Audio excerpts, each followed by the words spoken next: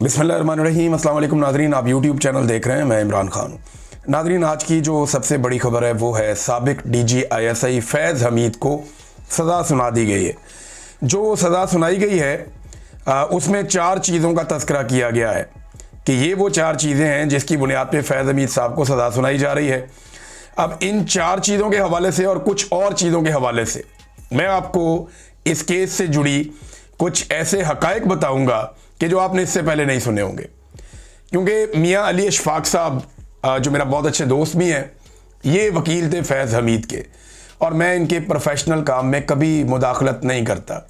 मैंने कभी भी इनके प्रोफेशनल ड्यूटी के हवाले से नहीं पूछा और ना कभी उन्होंने बताया। वो एक प्रोफेशनल आदमी है, वो अपना काम करता है, मैं अपना काम करता हूँ।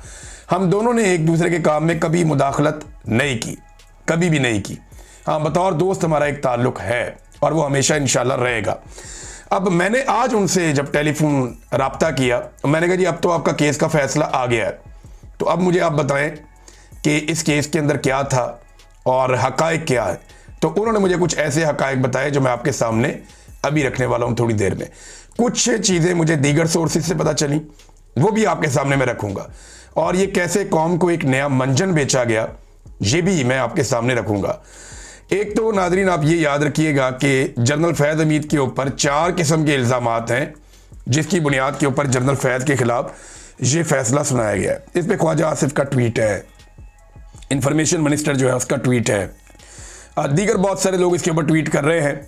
तो जो 4 इल्ज़ामात हैं जिनका तज़किरा हो रहा है, इनमें एक इल्ज़ाम है जी सियासी सरगर्मियों में मुलव्वस होना, दूसरा इल्ज़ाम है जी ऑफिशियल सीक्रेट एक्ट के ख़िलाफ़ वर्जी करना, इख्तियारात का नाजायज़ इस्तेमाल करना, सरकारी वसाइल का गलत इस्तेमाल करना और लोगों को नुकसान पहुंचाना, ये इनके ऊपर इल्ज़ामात हैं। तो 4 इल्ज़ामात लग गए जनरल फैज़ पे और वो कहते हैं जी साबित हो गए और इस बुनियाद पे सज़ा सुनाई गई। क्या ये सज़ा सुनाई गई है? तो इसका जवाब है कि सज़ा नहीं सुनवाई गई। मैंने अभी कंफर्म किया है, ना वकील को ना फैमिली को किसी को भी बुलाकर बाकायदा सज़ा नहीं सुनाई गई। मिलिट्री कोर्ट हो या दुनिया की कोई भी कोर्ट हो, वो बाकायदा बुलाते हैं, बुलाकर खड़ा करते हैं और वहाँ पे सज़ा सुनाते हैं। हो सकता है फैज़ हमीद जहाँ पे मौजूद है वहीं पे जाके फ़ौजी ऑफिसर ने फैज़ हमीद के सामने खड़े होकर या उसको बैठाकर या ख़ुद बैठकर वहाँ पे सज़ा सुना दी हो, लेकिन अभी तक मैं आपको ये कंफर्म कर रहा हूँ कि इस सज़ा को सुनाए जाने का जो एक बाकायदा तरीका होता है उसको अडॉप्ट नहीं किया गया। मैं इससे पहले कि इसमें मज़ीद हक़ाइक़ आपके सामने रखूं, मैं एक चीज़ आपको बताना चाहता हूं अपने तौर पे, और डिस्क्लेमर देना बहुत ज़रूरी है। मेरे पे जब मुझे ISI ने अगवा किया ना, तो उन्होंने कहा जी तुम फैज़ हमीद से मुलाकात करते रहो। मैंने कहा जी सारी ज़िंदगी में इस आदमी को मिला ही नहीं, मैंने इस आदमी से सारी ज़िंदगी कोई मुलाकात नहीं की। आप ये साबित कर दें, मुझे फांसी पे लटका दें। फैज़ हमीद आपका जर्नैल है, आप उसको उठाकर पूछें, वो आपको बताया कि पूरी ज़िंदगी में उसने मेरे से एक मुलाकात की हो या एक बात की हो या एक पैगाम उसने मुझे दिया हो या मैंने उसे दिया हो। तो जो सज़ा आप मुझे देना चाहें, मुझे फांसी में लटका दें। तो इस पे ISI वाले बहुत हैरान हो गए थे। उन्होंने परसेप्शन ये बनाई हुई थी कि जैसे मेरे फैज़ हमीद से ताल्लुकात होंगे या किसी और जर्नैल से, लेकिन वो ये साबित नहीं कर सके। साबित क्या कर सके, उनके पास कुछ था ही नहीं, उनको पता ही नहीं था। बल्कि उसके बाद वो लोग शर्मिंदा से ही रहते थे। फैज़ हमीद का नाम जब भी लेते थे शर्मिंदा होकर ही लेते थे। तो मैं उन्हें कहता था लाओ ना कोई सबूत, बताओ ना, फैज़ हमीद तुम्हारे पास है, पूछो उसको, तुम्हारा जर्नैल है। मैं सारी ज़िंदगी उसको मिला ही नहीं, पूरी ज़िंदगी इस शख्स को नहीं मिला। और इन्होंने जनाब एक कहानी घड़ दी थी। एक तो मैं ये बताना चाहता हूँ, दूसरा क्योंकि मुझे ISI ने अगवा किया था और सियासी मुदाखलत के अगवा किया था। मुझे नदीम अंजुम के दौर में ISI ने अगवा किया और सियासी मकासद के लिए अगवा किया, और मेरे से जितनी बातचीत की सियासत के हवाले से की, और मुझे अपनी सियासत के लिए वो इस्तेमाल करना चाहते थे। जितने मुतालबात उनके थे सारे सियासी नौइयत के थे, उनमें कोई एक भी मुतालबा ऐसा नहीं था जो गैर सियासी हो। तो नदीम अंजुम ने और ISI ने सियासत में बदतरीन जो है मुदाखलत की थी मेरे मामले में भी। तो मैं तो बहुत खुश हूं कि एक जर्नैल को सियासत में मुदाखलत पे सज़ा हो रही है, लेकिन हक़ाइक़ इसके बरक्स हैं। नंबर 1, फैज़ हमीद की फैमिली को या उसके वकील को बुलाकर यह फैसला नहीं सुनाया गया जो तरीक़ाकार होता है, किसी को आगाह नहीं किया गया। हो सकता है फैज़ हमीद को बुला के सुना दिया गया हो। ये फैसला व्हाट्सएप के ऊपर जारी किया गया और सबको पहुंचा दिया गया, और अब ये फैसला आप देख रहे हैं। इस फैसले के बाद ना 3-4 बड़े सवालात पैदा हो गए हैं पाकिस्तान में।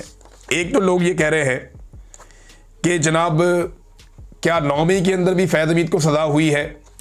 नंबर 2, बहुत सारे लोग मामला उठा रहे हैं ना, एक मोहसिन बेग साहब हैं, एक 2-3 और सहाफ़ी हैं, वो ये कह रहे हैं कि जी अब 9 मई का मामला है फैज़ हमीद के ऊपर, लिहाजा इमरान खान भी इसके अंदर फंसेगा, ये कह रहे हैं। एक तो 9 मई, नंबर 2 क्या इमरान खान को भी फैज़ हमीद के साथ सज़ा होगी, ये बात पूछी जा रही है। नंबर 3 फैज़ हमीद का क्या बनेगा। नंबर 4 सवाल ये है कि जो बाकी हैं उनका क्या बनेगा। आइए आपको इन चारों सवालात के जवाब देते हैं। नंबर 1, यहाँ पे कहीं नहीं लिखा कि फैज़ हमीद को 9 मई में सज़ा हुई है। तफसीली फैसला आएगा, चीज़ें सामने आएंगी तो पता चलेगा। और अगर 9 मई में फैज़ हमीद को सज़ा दी तो फैज़ हमीद क्या अकेला था? फैज़ हमीद क्या अकेला पूरा 9 मई कर सकता है? इसके अंदर पे पूरा का पूरा जत्था मुलव्वस होना चाहिए, बहुत सारे और फौजी भी मुलव्वस होने चाहिए। फैज़ हमीद से ऊपर या फैज़ हमीद के नीचे किसी एक शख्स को भी फैज़ हमीद के साथ सज़ा नहीं दी गई। क्या एक अकेला जर्नैल ये सारा कुछ कर सकता है? क्या इतनी बड़ी सियासी मुदाखलत और इतने बड़े खेल वो अपने जूनियर ऑफिसर्स की मदद के बगैर खेल सकता है? क्या उनमें से किसी को सज़ा हुई? किसी एक को भी नहीं हुई। फैज़ हमीद को अकेले को सज़ा हुई। इसका मतलब यह है कि इन्होंने ढोंग किया है, कौम को बेवकूफ़ बनाया कि हम एहतसाब कर रहे हैं और सिर्फ अपनी अना को तस्कीन दी है। फैज़ हमीद की सज़ा जो है वो एवेपोरेट हो जाएगी। इसको इन्होंने ठीक तरीके से सज़ा नहीं दी और ना ही ठीक तरीके से इसको ट्रायल किया है। मुझे ऐसा लगता है कि इसके अंदर 2 नंबरी है। 9 मई का मामला किसी जगह पे जिक्र नहीं है, किसी जगह पे इसका अमल दखल नहीं है। क्या इमरान खान को सज़ा होगी? कैसे होगी? यानी फैज़ हमीद को शामिल करना पड़ेगा ना कि सियासी मुदाखलत फैज़ हमीद ने की और इमरान खान उसका हिस्सा था, इसी पे सज़ा हो सकती है ना।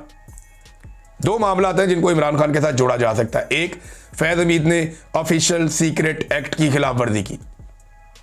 दूसरी सज़ा क्या हो सकती है कि फैज़ हमीद ने इमरान खान के साथ मिलकर सियासत की। यही बयानिया बनाया जा रहा है ना, ये 2 चीज़ें। नंबर 1, सियासत में मुदाखलत के हवाले से जब ट्रायल के दौरान फैज़ हमीद और उसके वकील से यह कहा गया सियासत में मुदाखलत के हवाले से और इल्ज़ामात सामने रखे गए, तो उन्होंने पूरी एक लिस्ट दे दी और उस लिस्ट के अंदर सियासतदानों के, सहाफ़ियों के और दीगर लोगों के नाम थे। नाम मैं आपको अभी नहीं बता रहा क्योंकि मैं भी अंडर ओथ हूं, तो मैं कुछ चीज़ें आपको नहीं बताऊंगा जो मेरे सोर्सेज से मुझे पता चली हैं। तो सियासतदानों के नाम भी दिए, और याद रखिएगा एक पॉलिटिकल पार्टी नहीं, ये कई पॉलिटिकल पार्टीज, यानी जितनी भी पॉलिटिकल पार्टीज आपको नजर आती हैं जिनके नाम है पाकिस्तान में, उन सब पॉलिटिकल पार्टीज के नाम दिए फैज़ हमीद ने। बाकायदा लिखकर पूरी लिस्ट दी कि इन सियासतदानों को, इन सहाफ़ियों को और इन लोगों को बुला लिया जाए और बुलाकर इनको इस ट्रायल का हिस्सा बनाया जाए। एक बंदे को भी नहीं बुलवाया गया। वो बार बार कहते रहे बुलाओ ना इनको, सियासत पे जो इल्ज़ाम आप मेरे पे लगा रहे हैं कि मैंने सियासत की है तो इन सारों को बुला लो, लेकिन इन्होंने सियासत में मुदाखलत पे फैज़ हमीद को सजा देनी नहीं थी। ये बात आप फिर समझ लीजिए कि सियासत में मुदाखलत पे फैज़ हमीद को पक्की सजा देनी नहीं थी। इसमें फैज़ हमीद को निकालना था पाकिस्तान की एस्टेब्लिशमेंट ने, क्योंकि फैज़ हमीद से ज्यादा और घटिया सियासत तो जनरल बाजवा करता रहा, और ये मैं नहीं कह रहा, ये ख्वाजा आसिफ कह रहा है। तकलीफ नहीं, अपना ख्याल रखिएगा, अपने इस चैनल का भी। अल्लाह हाफिज़।